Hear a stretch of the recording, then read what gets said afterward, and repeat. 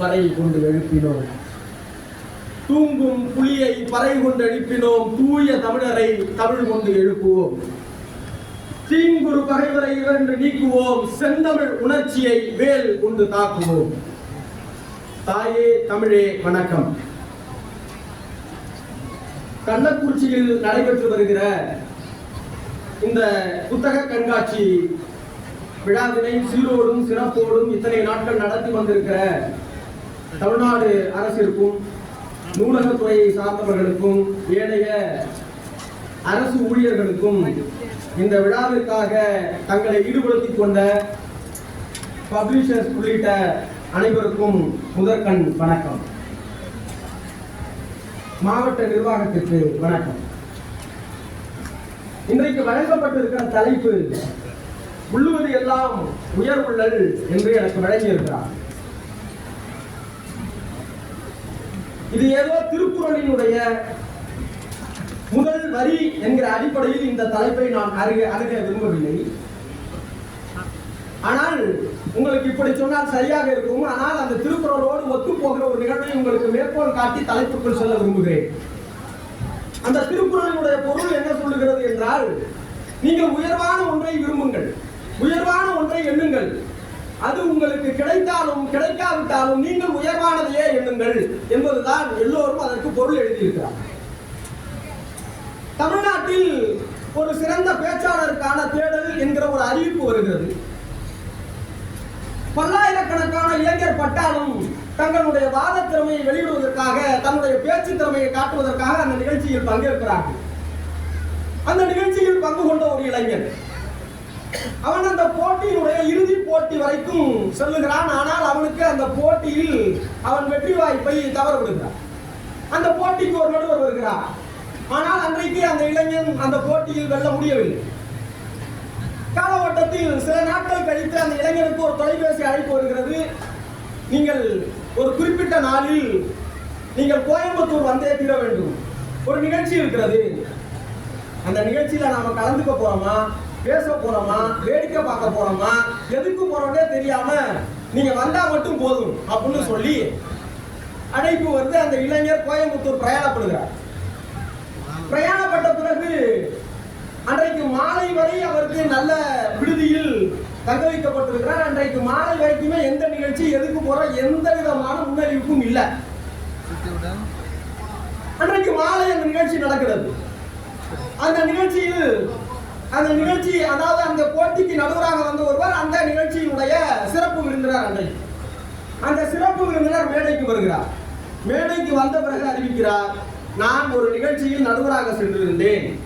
அந்த நிகழ்ச்சியில் ஒரு இளைஞர் நல்லபடியாக பேசியிருந்தார். அவர் பார்த்து கொண்டிருந்த வேலையை விட்டுவிட்டு தமிழை நோக்கி வந்தார். ஆனால் அவரால் அன்றைக்கு போட்டியில் வெல்ல முடியவில்லை. அவருக்கான அங்கீகாரத்தை நான் தர வேண்டும் என்று நினைக்கிறேன் என்று சொல்லி கோயம்புத்தூருக்கு அழைத்து 1 லட்சம் ரூபாய் வழங்கி இந்த இளைஞர் நன்றாக பேச வேண்டும் என ஊக்கப்படுத்தினார் ஒரு நடுவர் என்றால், தமிழை நம்பி அந்த இளைஞன் வேலையை விட்டுவிட்டு வந்தான். அவனுடைய நோக்கம் உயர்வான எண்ணமாக இருந்தது. ஆனால் அந்த போட்டியில் அவனால் வெல்ல முடியவில்லை. ஆனால் அவனுடைய நோக்கம் சரியானது என்பதனால் அதனை அங்கீகரிக்க வேண்டும் என அவர் எண்ணினார். அந்த நடுவர் பெருமரியாதைக்குரிய ஐயா, என்னுடைய கட்டை உறவை காணிக்கை கேட்காத டோனர், மேடை உலகினுடைய பீஷ்மர் சொல்வேந்தர் சுகீசிவம் ஐயா அவர்கள், அந்த இளைஞன் அடியேன் ஐயா அவர்களுக்கு வணக்கம். புத்தக கண்காட்சிக்கு வந்திருக்கிற உங்கள் அனைவருக்கும் என் முதற்கண் வணக்கம். இப்பதான் பிரச்சனை, இவன் என்ன பேசுவான்னு நீங்களும், இவன் நல்லா பேசுவானான்னு ஐயாவும் இருக்கும்போது நான் நல்லா பேசுவேன் என்கிற நம்பிக்கையோடு உங்கள் முன்னாடி என்னுடைய உரையை தொடர்கிறேன். நான் முன்னதாக சொல்லியபடி உள்ளுவது எல்லாம் உயர்வுள்ளல் என்பதுதான் என்னுடைய தலைப்பு. உயர்வு என்றால் என்ன என்கிற கேள்வியிலிருந்து என்னுடைய வாதத்தை நான் தொடர்கிறேன். சார், வாழ்க்கையில நீங்க நல்லா கவனிக்கல, எது உயர்வு? பணம் சம்பாதிப்பதா, புகழ் அடைவதா, பேர் சம்பாதிப்பதா, பேஸ்புக்கில் 10,000 கமெண்ட்ஸ் வாங்குவதா, இன்ஸ்டாகிராமில் 1 லட்சம் மில்லியன் ஃபாலோவர்ஸ் தேடுவதா? எது உங்கள் வாழ்க்கையினுடைய உயர்ந்த லட்சியம்? எது உயர்வு என்கிற கேள்வியில் இருந்துதான் இதை நாம் அணுக வேண்டியிருக்கும். இப்போ உயர்வானது என்று சொன்னால் நமக்கு அடிப்படையிலேயே ஒரு எண்ணம் வந்து விடுகிறது, அது கேள்வி கேட்க முடியாத இடம் என்று. இந்த உயர்வானதுக்கும் புனிதத்துக்கும் நூலளவு தான் வித்தியாசம். எண்ணி பாருங்களேன். உயர்வானது என்றால் நாம் கேள்வி எழுப்ப மாட்டோம், கேள்வி எழுப்ப தயங்குவோம். புனிதமானது என்றால் அது கேள்விக்கு அப்பாற்பட்டது. அப்படி என்றால் எது உண்மையில் உயர்வானது? இந்த கேள்வியில் இருந்துதான் என்னுடைய உரையை நான் தொடங்குவேன். எது உயர்வானது என்கிற கேள்வி இருக்கிறது அல்லவா? புனிதமானதும் உயர்வானதும் ரெண்டும் பக்கத்து பக்கத்துல. யாரோ ஒருத்தர் திடீர்னு உங்கள்கிட்ட வந்து, நான் உயர்வானவே, நீங்க எல்லாம் தாழ்வானவங்க, நான் சொல்றதை கேட்டுதான் நீங்க எல்லாம் நடக்கணும், நான் எது செஞ்சாலும் அது சரி அப்படின்னு சொல்றாங்க. புத்தகம் உயர்வானது என்று அவர்கள் சொல்லுகிறார். சரி, இது புத்தக கண்காட்சி என்பதனால் ஒரு நிகழ்ச்சியில் பேசுகிறோம் என்றால், ஒரு அரங்க நிகழ்ச்சியில் பேசுகிறோம் என்றால் ஒரு பேச்சாளராக அவர்கள் முன்னால் நிற்போம். ஆனால் புத்தக கண்காட்சியில் பேசுகிறோம் என்கிற பொழுது இந்த வாத பிரதிவாதங்களை முன்வைப்பதற்கான ஆவலும் ஆசையும் எங்களை போன்ற பேச்சாளர்களுக்கு தொற்றிக்கொள்ளும். காரணம் என்ன என்றால், உட்கார்ந்திருக்கிற நீங்கள் அதிகம் வாசிப்பு பழக்கமுடையவர்கள், நீங்கள் படிக்கக்கூடியவர்கள், நீங்கள் கருத்துருவாக்கத்தை செய்யக்கூடியவர்கள், கருத்தியலோடு உடன்பட்டோ முரண்பட்டோ வாத பிரதிவாதங்களை முன்வைப்பவர்கள் என்கிற பெரிய அறிவாளி கூட்டத்திற்கு மத்தியில் பேசுகிறோம் என்பதனால் இந்த நூலளவு வித்தியாசத்தை உங்கள் முன்னால் கேள்வியாக முன்வைத்தே என்னுடைய உரையை தொடர்கிறேன். ஒரு புத்தகம் பெரியது, உயர்ந்தது, ஆமா. அந்த புத்தகத்தில் இப்படி எழுதி இருக்கிறது. சரி, அந்த புத்தகத்தை எந்த புடி நான் படிச்சுட்டு சொல்றேன் அப்படின்னா அந்த புத்தகத்தை நீ படிக்க முடியாது. ஏன்? அதுவும் அந்த புத்தகத்திலேயே போட்டிருக்கு. அதனால் அந்த புத்தகத்தில் அப்படி இருக்கிறது. நான் உயர்ந்தவன் என்று சொன்னால் எப்படி ஏற்றுக்கொள்ள முடியும்? உங்களுக்கு கேள்வி விளங்குதா? உங்களுக்கு இந்த கேள்வி விளங்குதா? நீங்க எல்லாம் தாழ்ந்தவங்க, நான் உயர்ந்தவன் அந்த புத்தகத்துல போட்டிருக்குப்பா. அந்த புத்தகத்தை எந்த குழுப்பா நான் படிச்சுட்டு சொல்றேன், அந்த புத்தகத்தை நீ படிக்க கூடாது, அதுவும் அந்த புத்தகத்திலேயே போட்டிருக்கு. இது உயர்வானதா? அந்த புத்தகத்தில் உயர்வாக எழுதி இருக்கிறது என்றால், அந்த புத்தகத்தை நீங்கள் படிக்கவே முடியாது என்றால் அது எப்படி உயர்வான ஒன்றாக இருக்க முடியும்? இப்ப நம்ம போர்ட் செட்ல எல்லாம் இந்த தண்ணி போர்ட் போடுவாங்க. போர்ட் போடும்போது ஒரு வேலை செய்வாங்க, பார்த்துருக்கீங்களா? போர்டெல்லாம் போட்டதுக்கு அப்புறம் அந்த தண்ணி வரதுக்கு முன்னாடி நம்ம குடத்துல இருந்து நம்ம வீட்டுல பக்கத்துல இருக்கிற டேப் வாட்டர் எடுத்து அந்த போர்வெல் ஊற்றுவாங்க. ஊத்திட்டு அப்புறம் அடிப்பாங்க. ஏன்னா இருக்கிற தண்ணியை அதுல ஊற்றி அதுல இருந்து அந்த வைப்ரேஷன் எடுத்து அதுக்கப்புறம் தண்ணி தன்னால ஊற்று எடுத்து வெளியில வந்துடும். அதே மாதிரி ஏரோப்ளைன் பார்த்தீங்கன்னா உங்களுக்கு தெரியும், ஓடு தளத்துல முதல்ல ஓடும், அப்புறம் தான் மேலே ஏறி பறக்கும். அது பறக்க ஆரம்பிச்சோன்னா என்ன செய்யும் பார்த்துருக்கீங்களா? ஓடுன அந்த வீலை உள்ள எடுத்துறது தான். இப்போ நான் எங்கிருந்து தொடங்குகிறேன் என்றால், நீங்கள் புத்தகங்கள் வாசிக்க வேண்டுமா? ஆமாம், வாசிக்க வேண்டும். உயரிய கருத்துக்களை அடைய வேண்டுமா? ஆமாம், நீங்கள் அடைய வேண்டும். ஆனால் அது உயரியது தானா என்கிற சிந்தனை உங்களுக்கு எப்போது வரும் என்கிற கேள்வியில் இருந்துதான் தொடங்குகிறது. இப்ப புத்தகத்துல எழுதியிருக்கு, புத்தகத்துல சொல்லிட்டா அது எல்லாம் சரியாயிடுமா சார்? உள்ளுவது எல்லாம் உயர்வுள்ளல் என்றால் நான் அதை இப்படி பார்க்கிறேன். ஒரு பெரிய கடை இருக்கு, ஒரு பாரம்பரியமான கடை இருக்கு, ஒரு 3 ஆண்டு கால பழமையுடைய ஒரு கடை. அந்த கடையில இருந்து உங்க வீட்டுல புதிதாக பிறந்திருக்கிற ஒரு குழந்தைக்கு நீங்கள் ஒரு பட்டு சட்டையை எடுத்து வருவீங்க. அந்த பட்டு சட்டையை இந்த குழந்தை போட்டுக் கொள்கிறது. நாளடைவில் அந்த குழந்தை வளருகிறது. அந்த குழந்தை வளர்ந்த பிறகு அந்த கடையிலேயே நீங்கள் வேறு வேறு துணிகளை எடுக்கிறீர்கள். அந்த குழந்தை மேலும் வளர்கிறது. அந்த குழந்தை ஒரு பருவ வயதை எட்டிய பிறகு, அது முதல்ல குழந்தையா இருந்ததுல்ல, குழந்தையா இருந்தப்ப நீங்க வாங்கி ஆசையா கொடுத்தீங்கல்ல, ஒரு பட்டு சட்டை கொடுத்தீங்கல்ல, அது ரொம்ப ஆசையா வாங்கினது இல்ல. அந்த பட்டு சட்டையை அந்த குழந்தை பயன்படுத்த முடியுமா என்றால் முடியாது. அதற்கு பிற்பாடு நீங்கள் ஒரு ஆடை வாங்கி கொடுத்திருப்பீர்கள் இல்லையா, அது 4 தடவை 5 தடவை போட்டதுக்கு அப்புறம் அந்த ஆடை பழசாயிடுமா? ஆமா, ஆயிடும். அந்த ஆடையை பயன்படுத்த முடியுமா? பயன்படுத்த முடியாது. ஆக நீங்கள் பழச தூக்கி போட்டுட்டீங்க அப்படின்னா, நான் சொல்ற நல்லா கவனிச்சு கேட்டீங்கன்னா உங்களுக்கு தெரியும், ஒன்று பயன்படுத்த முடியாது, நம்ம வளர்ந்துட்டோம், பயன்படுத்த முடியாது. இன்னொன்று பழசாயிடுச்சு, அதனால அதை நம்ம தூக்கி போடணும். நீங்க இதை தூக்கி போடுறதுனால அந்த கடையே நீ அவமானப்படுத்திட்ட அப்படின்னு சொல்றது எந்த அளவுக்கு முட்டாள்தனமோ அந்த இதுக்குதான் இன்றைக்கு தேசத்தில் உயர்வானது என்று ஏதோ ஒன்று சொல்லப்படுகிறது.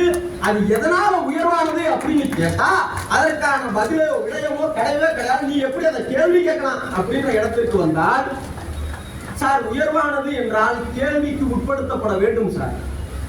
தங்கத்தினுடைய மதிப்பு எப்படி உயர்கிறது? உடம்பட்டாதானே சார். இது உயர்வானது, நீ கேள்வியே கேட்கக்கூடாது அப்படின்னா அது எப்படி உயர்வானதாக இருக்க முடியும்? அது எப்படி புனிதத்துவமாக இருக்க முடியும்? உயர்வானது என்றால் அது எல்லா கேள்விகளுக்கும் தன்னை ஆட்படுத்திக் கொள்ள வேண்டும். எல்லா கேள்விகளுக்கும் அதனிடத்தில் ஒரு பதில் இருக்க வேண்டும். அப்படி இருந்தால் தான் அது உயர்வானது. நீ வாதமே செய்யக்கூடாது, நீ கேள்வியே கேட்கக்கூடாது என்றால் அது எப்படி உயர்வானதாக இருக்க முடியும் என்ற கேள்வியிலிருந்து உங்கள்கிட்ட இது இன்னொரு சிக்கல் வரும். இந்த தேசத்தில் மதம் என்பது உயர்வானதாக புனிதமானதாக சொல்லப்படும். நான் ஒரு மதத்தில் பிறந்ததாக அரசு ஆவணங்கள் சொல்லுகிறது. ஆனால் அந்த மதத்தில் ஒவ்வாத கருத்துக்கள் இருப்பதாக நான் உணர்கிறேன். கால ஓட்டத்தில் எப்படி அந்த பட்டு சட்டை குழந்தையா இருக்கும்போது வாங்கின பட்டு சட்டையை வளர்ந்த பிறகு அந்த குழந்தை போட முடியாதோ, எப்படி கந்தலான ஆடையை பழைய ஆடையை வளர்ந்த பின்பு நாகரீகமான ஒரு இடத்திற்கு போகிற போது அந்த ஆடை அணிய முடியாதோ, அதே போல கால ஓட்டத்தில் தன்னை புதுப்பித்துக் கொள்ள வேண்டிய அல்லது அதில் ஒவ்வாத கருத்துக்கள் இருக்கும் பட்சத்தில் அதை களையெடுக்க வேண்டிய தேவை இருக்கிறது. நான் இப்படி சொல்றேன் பாருங்களேன். இந்த மதத்தில் நீங்கள் பிறந்ததனாலேயே, இந்த மதத்தில் நீங்கள் இருப்பதனாலேயே, நான் சொல்ற வார்த்தையை நல்லா கவனிச்சீங்கன்னா புரியும். நான் அந்த மதத்தை maybe R may not be follow பண்ணலாம், பிராக்டிஸ் பண்ணல. இடம் புரியுதா உங்களுக்கு? ரொம்ப நுண்ணியமான இடத்தை நோக்கி உங்கள்கிட்ட அறிவார்ந்த சபை என்பதனால் இந்த கருத்தை முன்வைக்கிறேன். அந்த மதத்தினுடைய கருத்துக்கள் என்னுடைய வாத பிரதிவாதங்களுக்கு வருகிற பொழுது, என்னுடைய ஆலோசனைக்கு வருகிற பொழுது, என்னுடைய கருத்தாக்கத்தோடு ஒப்பிட்டு பார்க்கிற பொழுது, நான் சிந்திக்கிற பொழுது எனக்கு இது தேவையில்லைன்னு தோணுச்சுன்னா அதை விடக்கூடிய, அதை விட்டு ஒழிக்கக்கூடிய வாய்ப்பும் சுதந்திரமும் உங்களுக்கு இருக்கும் பட்சத்தில் எப்படி அந்த ஆடைகளை தூக்கி வீசுவீர்களோ அப்படி அந்த ஆடையை தூக்கி வீசலாம். அந்த ஆடையை நான் தூக்கி வீசுவதாலேயே அந்த கடையை நான் அவமதித்து விட்டேன் என்கிற பொருள் இல்லை. அந்த மதம் இப்படி சொல்லுகிறது, ஜாதி அடக்குமுறைகள் உண்டு என்று சொல்லுகிறது என்றால் கால ஓட்டத்தில் அந்த கந்தலை நான் அணிய விரும்பவில்லை. அந்த கந்தல் எனக்கு தேவை இல்லை. எதுவரை என்றால் நான் கொண்டே வச்ச கொடுத்துருவதற்கு தேவை. ஆக உள்ளுவது எல்லா உயர்வுள்ளது என்றால் நீ ஒரு மதத்திற்கு எதிராக பேசுகிறாயா என்கிற கேள்வி உங்களுக்கு வரும். சார், நான் என் வீட்டில் இப்ப நம்ம அண்மையில தான் பொங்கல் முடிஞ்சது, நாம கோயிலுக்கு ஒட்டடை அடிப்போம், சுத்தப்படுத்துவோம். நமக்கு எது தேவை தேவையில்லைங்கிறத வீட்டை ஒழிக்கும் போது தான் தெரியும். சா, இவ்வளவு குப்பைகளுக்கு மத்தியிலே நம்ம வாழ்ந்தோம் அப்படிங்கிற கேள்வியே உங்களுக்கு போய் அன்னைக்கு தான் வரும். நான் என் வீட்டை சுத்தப்படுத்துவதால் எதிர் வீட்டுக்காரன் பாரு அவன் வீட்டுல இவ்வளவு குப்பை இருக்குன்னு சொன்னான்னா அவன் எப்படி முட்டாளோ அதே போல்தான் நான் என் வீட்டை சுத்தம் செய்கிறேன். என் வீட்டில் எங்கே ஒட்டடை இருக்கிறது என்பது எனக்கு தெரியும். என் வீட்டில் எங்கே கழிவறை அடைச்சிருக்குதுன்றது எனக்கு தெரியும். அவன் வீட்டுல அவன் தெரிஞ்சு அவன் அடைக்கணுமே தவிர நீ அவன் வீட்டுல ஏன் கேட்கறங்கிற கேள்வி எப்படி பொருந்தாதோ அதே போலத்தான் இந்த செய்தி. உயர்வானது என்றால் அது கேள்விக்கு உட்படுத்தப்பட வேண்டும். இப்ப இந்தியா மாதிரியான ஒரு நாட்டுல இப்ப வாட்ஸ்அப்ல தான் நம்ம எல்லா வரலாறுமே தெரிஞ்சுக்கணும்னு வைக்கிறேன். உலக நாடுகள் எல்லாமுமே ஒரு அறிவாளி என்றால் அவன் சில கண்டுபிடிப்புகளை கண்டுபிடிக்க வேண்டும். ஒரு அறிவாளி என்றால் அவன் அவனுடைய அறிவை சோதித்து பார்க்க வேண்டும், அவன் அதுக்காட்டி அவர் நடத்துக்கணும். ஆனா இந்தியா மாதிரியான ஒரு நாட்டுல, தமிழ்நாடு மாதிரியான ஒரு நாட்டுல நீங்க எதுவுமே பண்ண வேணாம். ஏன்னா உங்க பேரை உங்களை அறிவாளின்னு சொல்லிடுவாங்க. இப்ப எப்படி இது ஏத்துக்க முடியாதோ அதே போலதான் அனுதினமும் நம்ம வாட்ஸ்அப்ல பாக்குறோம் பாருங்க, முன்னோர்கள் ஒன்று முட்டாள்கள் இல்லை. சரி, அப்ப நீ முட்டாளா? என் பேரை என்ன அறிவாளின்னு சொல்லிடுவாங்கிற நம்பிக்கையில் நீங்கள் செய்வீர்களே ஆனால் அப்படித்தான். என் தாத்தாவோட தாத்தாவோட தாத்தாவோட தாத்தா ராஜராஜ சோழனா இல்லையா, நான் ஆண்ட பரம்பரையா இல்லையா என்கிற சிக்கலில் மாட்டிக் கொண்டிருக்கிற பொழுது அது எப்படி உயர்வாக இருக்க முடியும்? நாங்க மன்னர் பரம்பரை. என்ன பரம்பரை சார்? நீங்களும் நான் உன்னுடைய அறிவை கொண்டு சிந்திக்க வேண்டுமா வேண்டாமா? மன்னர்கள் உயர்ந்தவர்கள் என்கிற எண்ணமே முதலில் தப்பா இல்லையா? நான் இப்படித்தான் இந்த தலைப்பை அணுகுகிறேன். எப்படின்னா, உள்ளுவது எல்லாம் உயர்வுள்ளல் அப்படின்னா, சார் 4 அடிவுல உங்க வீட்டுல குப்பை சேரும் சார். குப்பையை தூக்கி போட்டுட்டு எது தேவையோ தேவையை வச்சுக்கணும், தேவையில்லாதது தூக்கி போடணும் என்றால் உள்ளுவது எல்லாம் உயர்வுள்ளல். மற்றவை தள்ளினும் தள்ளாமை நிறுத்தினாலே தேவையில்லாததை தூக்கி போடணும். அந்த அறிவு உங்களுக்கு எப்போது பிறக்கும்? அந்த அறிவை நோக்கி நாம் செல்ல வேண்டாமா? பாவம் புண்ணியம் அப்படின்ற ஒரு கருத்து இருக்கா? நான் இப்படி சொல்றேன் பாருங்க, உங்களுக்கு ரொம்ப இயல்பா ரொம்ப ஈஸியா புரியும். இந்த தேசத்தில் சாமியார்களை எதிர்த்து நாம் கேள்வி கேட்கக்கூடாது. அது எந்த குருமார்களா இருந்தாலும் சரி, எந்த மதமாக இருந்தாலும் சரி, அந்த மத குருக்களை நாம் கேள்வி கேட்க முடியாது. நீங்கள் கேள்வி கேட்கக்கூடாது. காரணம், அவர்கள் உயர்ந்தவர்கள், அதையும் ஒருபடி மேல அவர்கள் புனிதமானவர்கள். இந்த தேசத்தில் புனிதமானது என்று ஒரு பிராண்ட் குத்திட்டோம்னா நீங்க வாயை திறக்கக்கூடாது, காப்பிச்சுக்கணும், வாயை மூடிடும், ஃபிங்கர் ஆன் தி லிப்ஸ் அப்படின்னு. நான் என்ன கேட்கிறேன், ஒரு மத குருமார்கள்ல இன்றைக்கு அந்த அரியணையில் இருக்கிறவர், அந்த மரபான இருக்கைக்கு ஒரு மரியாதை இருக்கிறதா என்றால் இருக்கிறது. அந்த மரபினுடைய இருக்கையில் இருக்கிறார் என்றால் அவர் அந்த தோற்றுவித்தவருடைய கருத்துக்கு எதிராக முரண்பாடாக செயல்படுகிறார் என்று உங்களுக்கு தெரிந்தால், நீ இவரை திட்டிட்டீங்கன்னா பாவம் வந்து சேரும், நீ இவரை திட்டிட்டீங்கன்னா என் மதத்தை எதிர்த்து பேசுனதா அர்த்தம், நீ இவரை திட்டிட்டீங்கன்னா நீ அவனோட கைமூலின்னு அர்த்தம் அப்படின்னு நீங்க போனீங்கன்னா, முட்டாள்களே, நான் உங்களுக்கு இப்படி சொல்லுகிறேன், அந்த மதத்தை தோற்றுவித்தவனோ அல்லது அந்த கருத்தியலை ஆரம்பித்தவனுடைய புள்ளி இருக்கிறது இல்லையா, இந்த இவர் எனக்கு குருநாதர் சார், என் குருநாதர் நீங்க திட்டக்கூடாது சார், அப்படிதான் சார் என்னுடைய மதம் சொல்லியிருக்கு அப்படின்னா, உன் சத்குருநாதருக்கு அவங்க எதிராக செயல்படுகிற போது உன் குருவினுடைய குரு உனக்கு குருதாரா, அந்த குருவை நீ ஏன் கேள்வி கேட்க கூடாது என்ற கேள்வி எப்போது நாம் கேட்க போகிறோம்? இந்த கேள்வியை எப்போது நாம் கேட்க போகிறோம்? இது ரொம்ப சென்சிட்டிவான ஒரு விஷயத்தை உங்கள்கிட்ட நான் முன்னாடி வச்சுக்கிட்டே போறேன். எது உயர்வானது? மதமா, சாஸ்திரமா, சம்பிரதாயமா, மத குருமார்கள் சொல்லக்கூடிய கருத்துக்களா, மத குருமார்களா? எது உயர்வானது? இந்த கேள்வியை நீங்க அப்படியே கேட்டுக்கிட்டே வாங்களேன். இந்த சிக்கல் எல்லாம் இப்படி இருக்கும்போது, நான் ஆண்டாண்டு காலமா பல்லாக்கு தூக்கிக்கிட்டே இருப்பேன், நீ பல்லாக்குல ஏறி போய்கிட்டே இருப்பேன் அப்படின்னா, பல்லாக்கு மேலே இருப்பவர்கள் தான் உயர்ந்தவர்கள் என்கிற சிந்தனையில் நீங்கள் இருப்பீர்களே ஆனால், உங்களை விட அடிமுட்டால் இந்த உலகத்தில் யாரும் இல்லை.